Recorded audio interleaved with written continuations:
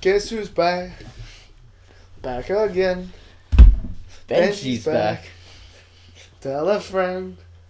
Guess who's back? Guess who's back? Guess who's back? Guess who's back? Joke's over.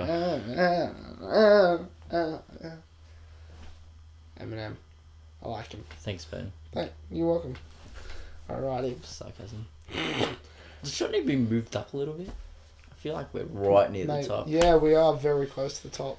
I wanted to get the figures in. Yeah. I can just move them back. Oh yeah. If you go, and then I can move them up. Yeah, if you go. And then we can leave this awkward move up. Or no. Yeah, no. Leave this on. No. This is professional. No, professional I'm not shots. leaving this in. People always complain about the lack of editing I do. Yeah. They make fun of me at D&D. That's because Alex Barnes. That's because you don't edit things that should go out. What, like Feel coughing like up, that's funny. like coughing up phlegm? Yeah. Can you turn the top light off? Oh yeah, no. Oh yeah, that buzzing. Yeah, it sound. makes the buzzing yeah, noise. That's much better. Yeah, got that nice. I mean, like shadow. shit like that's funny. No, it's not. It is. It's hilarious. Anyway. Hello everybody and welcome to Working Title Productions. My name's Ben, his name's Ed, and yes, I am back, and yes, we're doing movie talk again. Sorry we've been gone for so long. But you know what? We're going to dive straight into it. We have seen a movie, and it's Thursday night as of recording this. This will go out Monday, hopefully. Mm-hmm. And we've just come out... Gosh, who do I look like? Someone who hasn't uploaded in time?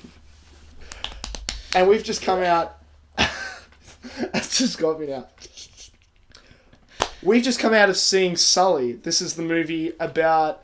I can't remember the specific flight. I believe it's 1549? 1543? 1549. Not that it said there on my laptop. I said 5 and 3. I did not say 9. Anyway, the plane that crashed in the Hudson River in January 15th, 2009, I believe. Yes. Yeah. Excellent. I am remembering some of the details. So, this is a film directed by Clint Eastwood. It's starring Tom Hanks as Chesley Sullenberg. Yes. And it's got Aaron Eckhart in it, who played the co-pilot, whose name I cannot remember, unfortunately. Jeff Scars. I literally have everything here. Okay, I'm sorry. You're just trying to help You're going us out. too slow. You're going Wow. So I had to scroll. You did I had to good. scroll down and check the date, and then I had to scroll back up to the casters. All right, Sorry. just give me a break. IMDb's not helping me here. That's fine. Gosh, so Maybe we've done some research before we did this, but anyway. I mean, I feel like we should remember everything from it. It's fine. Yeah, those aren't important details. We literally drove back from the movie, and now we're filming this. All right, it's fine. It's fine. It's fine, Let's boys. Ben, Ed, plane crash from the sky. very emotional. Ooh. Actually, I want to dive straight into that straight away. So, like, obviously, anything to do with a plane crash in New York, you know, it's going to be a pretty sensitive subject. We just crossed the 15th anniversary of 9/11 recently. I feel like this movie was released At a really specifically to tug on those heartstrings. That's marketing for you. But Clint Eastwood as a director, that's the sort of shit you cut. No one needs to see you taking off your too late. It's staying in. Yeah, fine. This movie has come out immediately after, I believe, at least here, perhaps not in the United States, certainly close to the 15th anniversary of 9/11. The marketing team certainly just attacks that with all of its might. They make the most of it. Which is a mistake. I reckon they should have held to December. Yeah, maybe. Or November. But Either or. Clint Eastwood, keeping in mind that the actual production of the film is completely removed from the marketing of the film. Clint Eastwood as a director, he doesn't bargain with your emotions. He's not pulling a dog. He's not trying to get you super overly invested by using a cheap method, by using such a tragic event to lure people into the theaters. He just tells a real good and honest story about what happened on this flight. And, it doesn't, weigh on the fact of, this is New York in a plane crash. It's like, this happened. Yeah, this is a professional pilot. It's really well done in a way where it just really just presents the facts of what happened. It doesn't try and make a judgment for you or, manipulate. You obviously like the stuff done, there's some minor characters that they use to, create emotional moments and stuff, but, yeah. That's also just where movie making comes in, and that sort of thing just has to be done. It represents an audience, and it represents how people would have felt when this actually happened.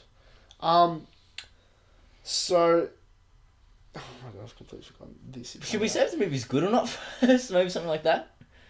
Yeah. The movie is certainly good. This movie... I don't know if Tom Hanks is going to win an Oscar for this performance. I just don't think there's enough in there for him to work with to make it Oscar-worthy. That said, he does bring his A game to the table, and he does the job masterfully. Aaron Eckhart is solid as always. Yeah. I said this to you in the car ride home. He hasn't always picked the best movies to be in, but his performances, Aaron Eckhart, are always solid. He's a very reliable actor. He's one that I enjoy seeing a lot. I always like seeing him get work. Yeah, you agree with that? Yeah, definitely. Dark Knight was probably the first movie that I saw him in, and there's no denying that. I don't like if it wasn't for Heath Ledger, he'd probably be the best actor in that movie. Yeah, absolutely, and it's just because more than anything, it's his story. Absolutely, that's a story for another time. That is the story for another Bennett's time. editorial on the Dark Knight because it's really good. Oh, we should do that. Yeah, we should. There's a lot of movies we should do that for. Are we talking spoilers yet? Or no, I mean, like it's based on true story. I don't think there's really anything to spoil. We'll try to. Oh yeah, there is nothing really to spoil. Yeah, so something that I will say is that when I was watching it, I kind of felt like they were trying to create conflict out of something that wasn't really a conflict. So obviously a big part of the movie is like the investigation into the actual crash, and it's really well structured in that way. Actually, I'll get onto that later. But they almost try and villainize like the investigators and like the agency, and I can see why they did it because like it's a movie, even though it's based on true story, it still needs some form of conflict. But like at the same time, it was at times kind of heavy-handed, and like the writing certainly didn't like help us. Like there's like we said earlier that like the movie just presents the facts, not so much in the investigation part, because the investigators are very much the villain of the movie, even if in real life they were just doing their job, which I'm sure they were. See, I actually disagree slightly. And this is actually what I forgot before. Fortunately, we had the same thing in mind. I really do believe that this movie does a great job. Tom Hanks' character, Chesley Sullenberg, is not portrayed as like this super patriotic American hero. It's like, here is a pilot who did an amazing thing, but he is also a very humble guy, and he tells the people he's talking to almost as if he's telling the audience. It's pretty much telling the audience, no, look at what all these other people did. And then the people, the antagonists, I suppose, these investigators for this insurance company, I don't know, these people cooperating with the NTSB, they're certainly the antagonists of the film, but I think it actually does a good job of not pushing them too far as like, evil, bad, corporate guy, you know, he's gonna ruin Tom Hanks' day. No, they do a very good job. These are people doing their jobs, doing what they had to do, and the way they're trained to do their job, they had every right to believe that Chesley Sullenberg, I'm just gonna call him Sully for the rest of the movie. I've been professional. It's almost like the movie's the movie, yeah. Roll credits. They, you know, it's their job to investigate what Sully and Stylus did, and to be fair, when you're trained to do the job the way they're trained to do the job, you would believe that they'd done something wrong. And so, to that extent, I'm okay with how the movie portrayed them. Maybe it was a little heavy-handed at times, but as the film progresses on, like, it never turns into cliche bad guy. I feel like it never crosses that line. Yeah, I agree. It's definitely not cliche bad guy, but it's definitely they don't try and sugarcoat the fact that they're trying to make these guys to be the guys that you don't like in the movie. I also think it's very convenient how Sully only remembers the bit that helps him actually win the investigation until the third act of the movie. I think that's very convenient because I feel like that's something kind of key that we all saw in the audience. Yeah. I don't know if that's actually how it happened or not, but certainly in the constructs of the movie, it comes across as very convenient. Yeah. Because he also remembers it because of like a news report. So I'm just like, okay, movie. Because movie. While we're on that, do we want to quickly cover the few flaws that this film has? Sure. Hopefully without getting into too much territory. Do you have lots of flaws, perhaps? I've got Colour just slipped a little bit. God, finally. Well, I already mentioned like my main one. It's I've got two main ones. So my first main one I mentioned was in terms of like the way they treat the investigators. Second one is the way they kind of treat some of like the dream sequences or the flashbacks. More so the dream sequences than the flashbacks. This movie has a lot of dream sequences and flashbacks. It does actually. And in fact, it gets to the point where it's just non-linear. Like it's not even a linear plot. Like it just becomes non-linear in terms of flashbacks. But certainly the plane crash. Certainly is in the hallucinations middle as well. of the movie, which was maybe two-thirds through. Which was well done actually. It was. I'll get to that later. I already said we would get to it later. Sorry. Yeah. So really early on, they show Sully having, and this is like opening shot, so don't yell at me about spoilers. Sorry, just calm down, guys. Yeah, we're not going to spoil this movie for you too much. In fact, it's a true story. There's not really a lot to spoil. Also, it only goes for an hour and a half, so see it. We'll try not to spoil it. There's not a lot to spoil. So trust us. Yeah, so he has a dream where instead of getting the landing right and everything, I assume in this scenario, he tries to make it back to the airport and he crashes into a building near Times Square.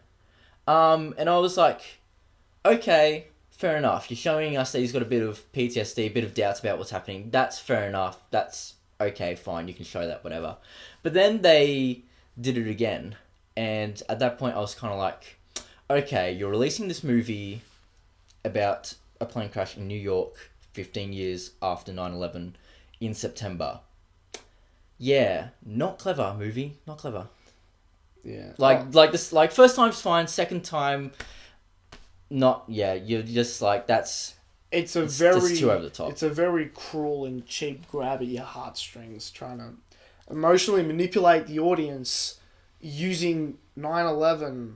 Like that's horrible. See, I don't think it's even like trying to tug at heartstrings. It's just like they're just trying to sell the point of like the PTSD. But like at that point, we had already been sold on it. Like you don't need to keep like harking back to this idea that he's got PTSD because we understand it's too close to other things that people are obviously sensitive about. Yeah. So yeah. And then other than that, I can't really think of anything else. Other than that, it's pretty solidly well made and stuff. So I can't really think of anything. Yeah, absolutely. I had one other flaw that you didn't already cover, and this is like a real nitpick. Getting to the bottom barrel at this point. we really are. This is a great movie. So there is this shot. They use it right at the beginning of the movie, and then they use it a couple more times because they go over the plane crash a couple of times. And it's the plane trying to make the left-hand turn for the audience to go back towards the original airport that it took off from.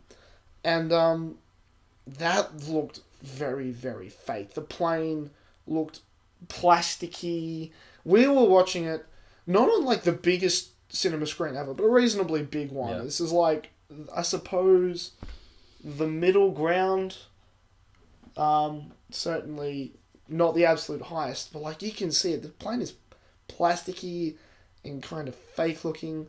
But then that's one shot. One shot they use multiple times, but it's one shot. For the rest of it, it looks really, really good. And I like went through this whole phase. I'm going to segue into the good stuff now. I went through this whole phase as a kid from about 14 to 16 when I was really, really interested in aviation history and in particular, like, plane crashes. Like, I used to watch every episode of Air Crash Investigation, like, religiously. There was a point there was about a whole year where there would be reruns, and I'd already seen every single episode they were rerunning, so I just stopped watching it for a bit. But, so I've seen a lot of air crash documentaries, I've seen a lot of good ones, I've seen a lot of high quality ones. Technically speaking, this movie does a really good job. It goes beyond them. Obviously, it has the budget to do it, but it goes beyond those shots.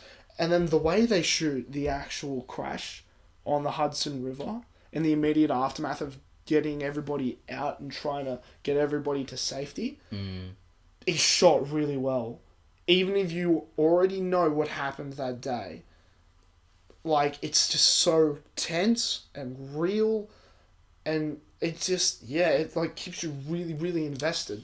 I'm struggling to even explain how, but the movie just does it really well, at least for me. I'd actually disagree on that because by the Okay. time we see the rescue, we already know that everyone has survived the crash. So Spoiler. Oh well. it's based on a true story. I know, but There's not nothing to everybody's spoil. seen the true story. It doesn't. If something's based on a true story, you cannot complain about spoilers. Probably. Well, you can. No, you can't. That's fine. Well, No, you can't. We'll save that for another day. Anyway, so it says on IMDb, saving the lives of all 155 people. Okay, yeah, you're right. The movie isn't about whether or not everyone survives. It's about the aftermath. It's about the aftermath. And whether or not it was a the tiny right bit of a thing. character study. Yeah, whether or not it was the right thing to do. Yeah, so I just kind of felt like it was like, sure, you can kind of see like why it's tense for the people on the water, obviously, because they were just in a plane crash. But like for the audience, not so much. Kind of like it's more of just observing what those people are going through, but the audience already knows that they're gonna be fine. It's just, but I do agree, it's fascinating to see the people on the water because they don't know because it's Okay. yeah. Probably a good thing that we disagree, actually. Yeah. You get different opinions. Also, something really cool because you had to go to the toilet straight after, so you ran off. In the credits, Oh, no, I did see a little bit of this. they actually showed like a bunch of like the real life passengers and the real life Sully and his wife, and I thought that was Oh, really those real life Sully? yeah, real life Oh, Sully and his damn. wife, and I thought they she were was just gonna be talking the passengers. and she was saying and the passengers were really cool because they would just like say their seat number and stuff. It was kind of That's what I it was did kind of see. cute. I got to see that just before I left. But like Sully's wife was talking about how they still get like Christmas cards and letters and stuff from all the passengers and stuff, and how it's affected them. And I just thought it was really interesting, just really nice. I like when stuff based on true stuff brings the real people back. Like yeah, definitely. it's and the way they do it in this was just really cool. It was almost like this movie was like almost like a little bit of a reunion of sorts, just to, like for them to like reflect on everything that happens. So yeah, I thought it was really interesting. Go over a couple of things real quickly. Cinematography is spot on. I've never been in New York, but I checked with you. It looks like New York. Yeah, It does look like it's New a York. very solid rendition of a winter New York. What else can we say? The pacing is a little bit slow. Yes. But not where it's like, oh, this movie was so slow. It's Yeah, like, it's the longest hour and a half movie I've ever seen. yeah, it's a little slower than it probably needs to be, but you want this to be a slow burn kind of film. And then it does that, and then probably just a little bit too much. I feel like a little maybe, but it wasn't too bad. But I still think the way they structured it was really clever because, like we said, the actual plane crash, like when we see it for the first time, really long time into the movie. So that was smart because obviously that's the key emotional beat there. So it'd be a mistake to go plane crash at the start, like lots of emotion, and then investigation. That would've been Investigation. very, It would have been just like, okay, the movie's over. But like the way they did it was like investigation, and then like just character stuff, and then plane crash, and then more character stuff, and then final bit of investigation. It was woven together cleverly very structured. well. Yeah. Yeah, look, the actors do a great job. Clint Eastwood, once again, as a director, he's one of my favourite directors. I think this is the first Clint Eastwood movie I've seen. Oh, wow. I'm about to double check that. You do the outro while I check. No worries. So, yeah, excellent acting by Aaron Eckhart and Tom Hanks especially, and all their supporting cast around them, but obviously these are the two main guys. Wonderful direction by Clint Eastwood. The movie looks incredible. The pacing for the most part is very good. It takes what would be otherwise a reasonably bland topic because the investigation was quite short, and then they make it really, really interesting. And look, it's solid, it's tense, and the movie just does a really, really good job of like building the drama. I feel like I'm repeating myself, but this is just... It's the wrap-up. It's the yeah, conclusion. this is an essay, and this is our ending. It's just a very... Uni students. It's just a very, very solid film, and it's refreshing after a long summer of reasonably mediocre action films, to see something like this is very, very good. If you're more of a cinephile and you're sick of all of our comic book movie reviews and all of our various comic book topics, because we do love those, here's a refresher. We're starting to move past that's on the blockbuster stage. We're starting Except to get... for Rogue One and Assassin's Creed and Fantastic Beasts and where to find them. Look out for those reviews in the coming weeks. Christmas. Oh, in coming weeks? October for Fantastic Beasts. Yeah, true. But it's starting to get into that Oscar time of the year. This is certainly a movie that I recommend you go check. On a generic score system, out of 10, I give it a just go see it. I give it an 8.5. Alright, anything else you'd like to say before we wrap up? No, we might as well talk about the reviews we're doing in the coming weeks. So, Fantastic Beasts is in October. I believe Rogue One is in December. It is. It's and I believe we're not getting Assassin's Creed until January. Oh, okay. So that's a fair way off. So that's still a fair way off. And then what was the other movie I did a preview of? Oh, Doctor Strange. I believe that's end of October. November. First week of November? Okay. Something like that. There you go. Anyway. Look out for those. Certainly look out for those in the Strange. coming weeks. If you want to see them the moment they come up, you can always subscribe below. If you're checking out our Facebook page, you can do that on www.facebook.com/working title YouTube. You can tweet Also, it, if you want to just get rid of the obsolete www, which no one uses anymore, then just go facebook.com/working title YouTube, because I'll take you straight to it. Yes, that's why I put it in the description. This is literally the first time we've been doing this show for like 7 months, Ben. That's the first time you said www.facebook.com. I'm sorry. Basically, I failed you all. anything you leave... If you just leave the www out of like anything, it usually just redirects. I had no idea. I'm just always like super accurate with my URLs. I'm so sorry. I failed you. Find us at Facebook. Facebook.com/working title YouTube. You can tweet to Edward. Where can people find you? At Edward Nowak. Follow me for all my thoughts on video games, movies, comics, and wrestling. And you can find me at BenjWaters01, all lowercase, or no spaces at all. Fuck, just go, keep going. It's a Twitter handle, Ben. You can't have spaces. I don't know. You can have underscores. I've screwed this up so bad. Have you seen the movie? If you have, comment below. Try to avoid spoilers. It's not so much of a big deal here, but just try to respect everybody's opinions. Look, if you enjoy this and you want other people to see it, we greatly appreciate it if you share it. Of course, you don't have to do that at all. And until next time, guys, thank you so much for watching.